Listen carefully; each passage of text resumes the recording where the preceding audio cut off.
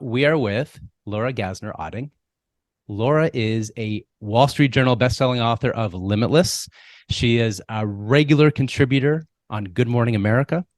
She has a new book coming out called Wonder Hell, and she's literally one of the leading leadership speakers on a whole range of topics, from careers to getting unstuck to really becoming the best you, both professionally and personally. Hi, Laura. Hi, Jamie. How you doing? Good. Thanks for being here. So I just want to jump in and say what signature leadership is it's the ability to look within and to really find what lies beneath the surface, how you're showing up, what are those strengths which makes you who you are, but also some of those blind spots that might be holding you back. And so what we're doing today is we want to really dive into the gap between where you're showing up at your best and maybe what is holding you back when it comes to certain areas of your life, in this case, through your handwriting. I'm excited. Perfect. So, and we're going to do this in a very short time frame. All So, right. the first thing I'm going to ask you is, what problem are you trying to solve now? Okay, the problem that I'm trying to solve now is that this new book coming out, as you mentioned, and I would be lying if I didn't say that I have a lot of ego tied into how it does when it launches. When my last book came out, I didn't know anything, I didn't know anyone, and it debuted, best-selling book, Good Morning America, Today Show, the whole thing. And I kind of am in this spot where I'm like really worried about the sophomore effort. And I'm worried about it both professionally in terms of like, what will people think of me? Are people watching? There are people who count on me, who rely on me. And then there are like the people who keep score against me. And then also personally, like the time that I'm spending away from my husband, my son who's about to leave for college, and like my friends. So I'm just in the space of like, it matters a lot. And I don't know if I've made it matter more, or how to like, I don't know how to deal with the pressure that I'm feeling around it. Mm, okay. Can we jump right in, and can I ask to see your handwriting? Yes. And if So you could just hold it up on the screen, and I'll ask you to maybe move it around so that I can see it. And let's see if we can get your face on one side. And okay, we haven't rehearsed this, so we'll do it the best we can. Your face on one side and the handwriting on the other. Yep. that's my And signature. Is that good? yep. Okay. Perfect. So you just mentioned to me, and correct me if I'm wrong, that your ego is in some ways playing head games, or it's really in some ways putting this excess pressure about comparison and wondering how this book will do, and you're focusing on really things that in some ways are out of your control, like how the world will take your book, how they'll judge whether or not it's a success. Can you hold up your handwriting for a sec? So one thing I see in your handwriting, and you can tell me if I'm wrong, in your last name, it's showing that there is a stroke which goes back to the past and it cuts through your last name. Well, Yes. especially the Otting part of your name.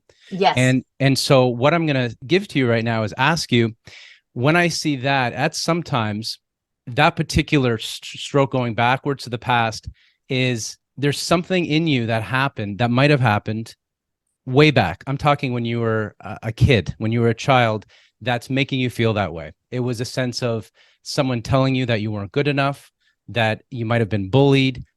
Someone might have put you down when you were doing something that now you're finding success in as a creative person, as a writer, as a speaker.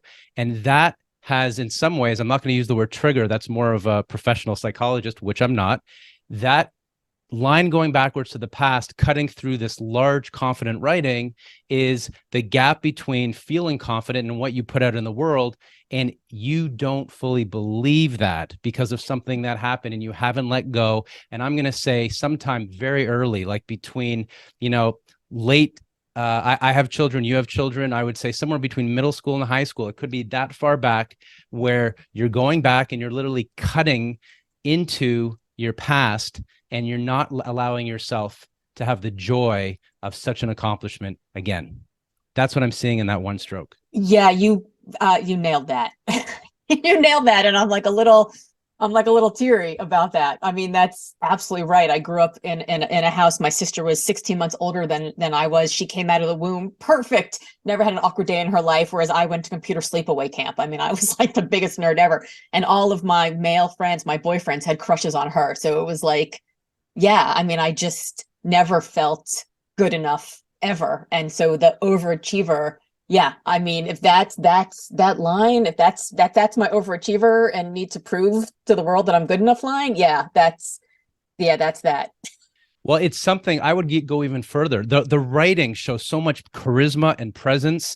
I mean, you don't have to take my word for it. If you're watching this, go watch Laura on Good Morning America. Like, she just oozes this level of charisma where you want to lean right into the TV and listen to every word she says.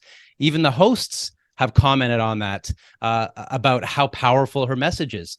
You know, you've worked for Bill Clinton in a significant role. You have had the attention and the respect of some of the most successful people in the United States and actually globally. So I'm going to push even further and say that writing with the large L and that strength and the creativity in the upper loop and the resourcefulness in the lower loop of finding ways to help other people.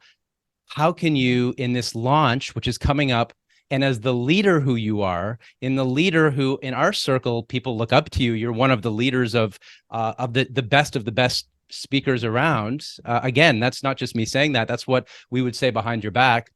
What will it take for you during this launch to not only have the admiration and respect of the media hosts, of the politicians, of your peers, but for you to fully buy into it? Because right now, that stroke going back is a sense of almost hiding from it, of not fully committing to it. And let me add one more thing before you answer that, because you'll be able to take this level. One thing that it shows here is that you're unafraid of being vulnerable. It's a little bit of vulnerability. The vulnerability is the entire writing, especially your first name, is so clear and concise, every single letter. That's a sense of clear ethics, that someone is going to be transparent with who they are. Now, if one of your strengths and what you want other people to do is to be authentic, is to define their success on their terms, how can you show up as a leader defining success in a way that makes you feel that you own the success and that you can fully, maybe for the first time, fully embrace however it's the responses, putting your ego down and allowing yourself to be the vulnerability that you want others to be? Yeah, it's funny. I've just recently started telling, I was very sick, as I think you know, in 2021. Like if you would have asked me to bet the house on whether or not I'd be here in 2022, I wouldn't have taken that bet. It was pretty bad. And I've only recently started telling that story on stage and being really vulnerable about it, but I couldn't do it until I knew I was okay. Whereas I've had other like skin cancery things where like I knew I was going to be fine, and so I was able to live stream during COVID through that and through all the like face radiation stuff. But with this, it was hard for me to do because I didn't know how the story was going to end. And so I'm really first starting to talk about it more. I mean, it was a dark year. And it's interesting because when I sign books at events, I'll say like, you are limitless. And then I'll put like a big like L. And I don't put the rest of my name. And I'm sort of interested in, and I've always thought it was because like Laura Gassner Otting is a lot of name, and I'm just like in a rush to get to the next thing. Like that's who I am as a person. I don't really spend a lot of time worrying about like the trophy. I want to like go to the next. I've like done the puzzle, put in the box, go to the next. But as you're saying it, I wonder if the L is the like, that's the confident piece. And so I feel better just doing that as opposed to like the rest of the name, because there's a lot in there. Well, you feel confident about what you've created, but there's something about that last name that happened in the past, and that's why I'm Yeah. repeating it, that is not allowing what you've created to fully embrace it.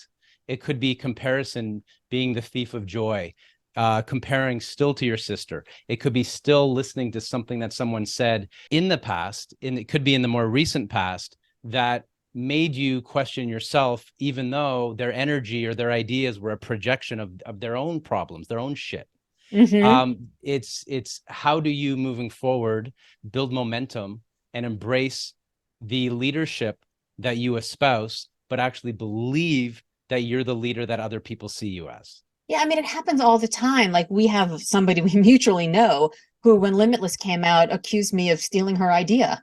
And I was like, no, like this is literally like an idea I've talked about for 25 years. Like this is was not your idea. And we had a long conversation about it. And she admitted finally that she was wrong and I was right. And Wow. yet still, I know she spent time in the last few years still talking about it, trying to rewrite the story. And, that's, as you said, I have a very strong ethical true north. And so it's kind of devastating when Yeah. somebody attacks your integrity like that. And I don't, maybe it just creates these little seeds of doubt in yourself, like these little cancerous polyps that just grow because you don't know, like, if she's talking about me, who's she talking to? Like, what's the, like, so you just don't know how it's hard to know, right? And like, unless you're the one who decides that what you've done is good enough and right enough and smart enough, I don't know. I maybe I am still searching for that approval. So I don't know what's the solution. I just figure out whose approval really matters to me and I just get theirs and I ignore everyone else. I'm going to ask you a question that I've heard you ask others in different ways, which is, you know, with all of the different successes and growth you've had the past few years as an author, as a speaker, as a consultant, as a thought leader, how will you, like Laura, and not just Laura, but Laura Gassner Otting, the whole you, measure success over the next year when this book is released from April on? That is a question I haven't asked myself yet because I'm afraid that the answer that I want to say is like it's going to make a list. I'm going to be booked like crazy to speak at events. I'm going to become a regular contributor on, national TV. But honestly, I mean, between you and me on the lamppost, it's probably that I want my husband and my kids to be proud of me. And Mm, that's probably really all that matters at the end of the day. yeah. Because if I don't have that, then the rest of it doesn't matter, right? Yeah. And nobody's gonna like come to my funeral and be like, that fifth time she was on Good Morning America, that was the one where I knew she was valuable, right? Like nobody cares. So Yeah. I guess I just need to remember whose praise and whose love and whose respect I actually want and just ignore everyone else. I love that. And I got goosebumps too, because I think that that will be my answer when the next thing that I'm proud of comes up, to want to do it for my wife and my kids. Yeah. So, really, today, this short session was about really truly understanding who you are, not how other people define you, which I know is one of the themes that I love in your work, and then authentically delivering that message through your leadership in a world-class way. And I'm excited for your book, your new book. And I guess the last question I would have for you is how do you build on this momentum? So how do you build on the momentum of really diving deeply into who you authentically are, not just with the book, but in how you promote this book over the next year? Good question. That's a very good question. And this was such a deeper conversation than I ever. I mean, I know you and I know we've had deep conversations, but I didn't expect it to go this deep this fast. So like I'm a little like, how do I do that? I mean, I almost feel like I want to just like get a giant sticky note and stick it on every screen I look at and just be like, whose opinion matters, right? Like, Yeah. do they count? And you know what, like in Limitless, I talk about not giving votes to people in our lives who shouldn't even have voices. And yet I'm trapped by the same thing. So I think it's making sure that I have constant reminders of myself for each of the places where I get triggered, social media, the comparison, prison, all of that, and just making sure that I'm like that I come back to this conversation and I remember who I am and the sort of strength of the Laura, and that the rest of it, if I just worry about who I need to worry about, the rest of it takes care of itself.